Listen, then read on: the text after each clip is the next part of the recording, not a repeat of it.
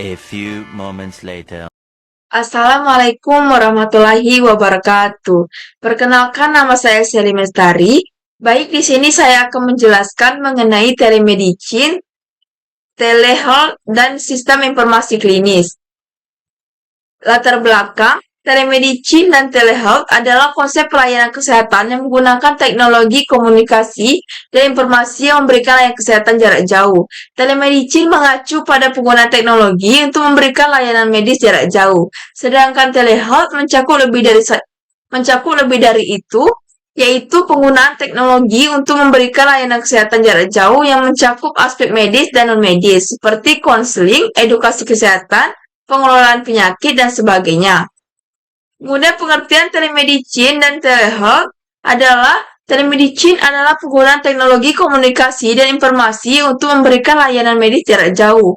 Layanan ini biasanya berupa konsultasi medis antara dokter, pasien, penggunaan platform digital seperti video call, telepon, atau aplikasi kesehatan, tanpa harus bertemu langsung. Telemedicine lebih berfokus pada pemberian diagnosis, konsultasi medis, dan pengelolaan pengobatan.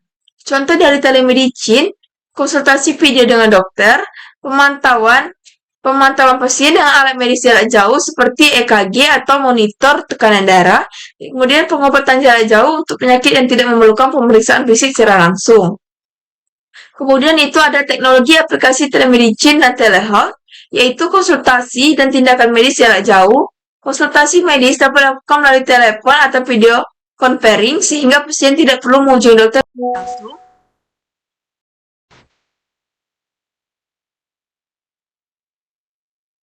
Sehingga pasien tidak perlu mengunjungi dokter secara langsung. Satu, pengumpulan data kesehatan. Teknologi sensoris dan perangkat pengumpulan data dapat digunakan untuk mengumpulkan data kesehatan secara terus-menerus. Dua, aplikasi mobile dan platform online. Aplikasi mobile dan platform online dapat digunakan untuk memberikan layanan kesehatan seperti pemeriksaan kesehatan, pengobatan, dan manajemen kesehatan.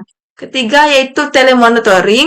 Itu teknologi ini memungkinkan pasien untuk memantau kondisi kesehatannya sendiri dan mengirimkan data ke tenaga medis secara langsung. Kemudian itu ada peran telemedicine dan telehealth dalam menghadapi pandemi COVID-19. Pandemi COVID-19 memberikan dorongan besar bagi pengembangan dan penerapan telemedicine dan telehealth. Dengan pembatasan sosial yang diberikan untuk mencegah penyebaran virus, banyak rumah sakit dan klinik beralih ke sistem konsultasi jarak jauh untuk tetap memberikan layanan kesehatan kepada pasien, sekaligus mengurangi risiko penularan. Keuntungan utama selama pandemi yaitu menjaga jarak fisik dengan tetap memberikan pelayanan medis, meningkatkan aksesibilitas untuk pasien yang takut pergi ke rumah sakit atau fasilitas kesehatan karena risiko infeksi. Kemudian, penggunaan layanan kesehatan mental secara virtual untuk membantu masyarakat mengatasi stres kecemasan yang muncul akibat pandemi. Kemudian definisi sistem informasi klinis. Sistem informasi klinis atau disingkat dengan SIS adalah sistem yang mengintegrasikan berbagai jenis data dan informasi klinis yang diperlukan oleh tenaga medis dalam memberikan layanan kesehatan kepada pasien. Sistem ini mengelola data medis seperti diagnosis, riwayat medis, hasil laboratorium, serta resep dokter, dan data lainnya yang relevan dengan perawatan pasien. SIS mencakup perangkat keras, perangkat lunak, serta prosedur yang digunakan untuk mengumpulkan, menyimpan, mengelola, dan menyebarkan informasi medis kepada tenaga medis yang membutuhkan. Sistem ini dapat diakses oleh berbagai profesi medis seperti dokter, perawat, apoteker, dan admin rumah sakit. Pembahasan itu meningkatkan kualitas pelayanan kesehatan. SIS mungkin tenaga medis untuk memiliki akses langsung ke informasi medis pasien yang lengkap dan terorganisir. B, yaitu meningkatkan keamanan pasien. Dengan menggunakan rekam medis elektronik (EHR), risiko kesalahan medis akibat salah penulisan atau kehilangan informasi medis pasien dapat diminimalkan. C, itu efisiensi administrasi. SIS mengurangi beban administrasi di rumah sakit dengan mengotomatisasi banyak proses seperti pendaftaran pasien, pembuatan tagihan, dan manajemen stok obat. Kemudian itu tantangan dalam implementasi sistem informasi klinis. Biaya implementasi yang tinggi, implementasi sistem informasi klinis memerlukan investasi yang besar, baik untuk perangkat keras, perangkat lunak, maupun pelatihan staf. B, itu kurangnya pelatihan yang keterampilan teknologi, salah satu tantangan terbesar adalah memastikan bahwa staf medis dan administratif memiliki pengetahuan dan keterampilan cukup untuk menggunakan sistem dengan efektif.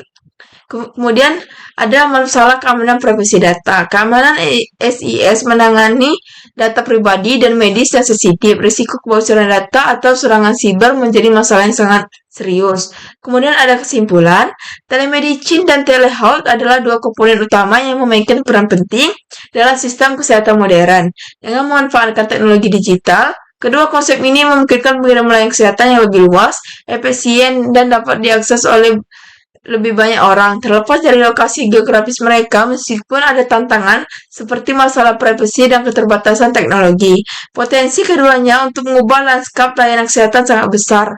Dalam beberapa tahun ke depan, kita akan melihat adopsi yang semakin meluas dan inovasi yang lebih canggih dalam telemedicine dan telehealth, yang tentunya akan semakin meningkatkan kualitas hidup masyarakat di seluruh dunia. Sistem informasi klinis (SIS) merupakan komponen krusial dalam penyelenggaraan layanan kesehatan yang efektif dan efisien.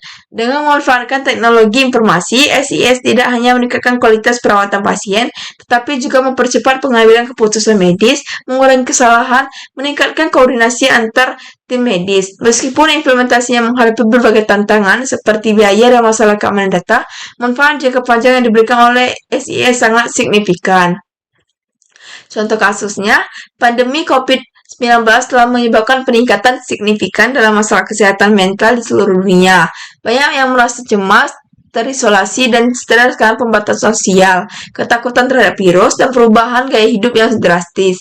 Di sebuah kota besar, pemerintah setempat dan beberapa organisasi non-pemerintah tersingkat dengan NGO meluncurkan program telehealth untuk memberikan layanan dukungan kesehatan mental kepada masyarakat. Masalahnya yaitu peningkatan kecemasan, depresi, dan stres akibat pandemi, keterbatasan akses ke terapi langsung karena pembatasan sosial dan kekhawatiran penularan virus, kemudian ketidaktahuan masyarakat tentang sumber daya yang tersedia untuk masalah kesehatan. Penerapan telehealth untuk menjawab kebutuhan ini, sebuah program telehealth berbasis aplikasi mobile dan platform digital diluncurkan untuk membantu masyarakat untuk mendapatkan akses konseling psikologis, dan informasi terkait kesehatan mental. Baik, mungkin hanya itu yang bisa saya jelaskan mengenai telemedicine, telehealth, dan sistem informasi klinis. Sekian dari saya akhiri. Wassalamualaikum warahmatullahi wabarakatuh.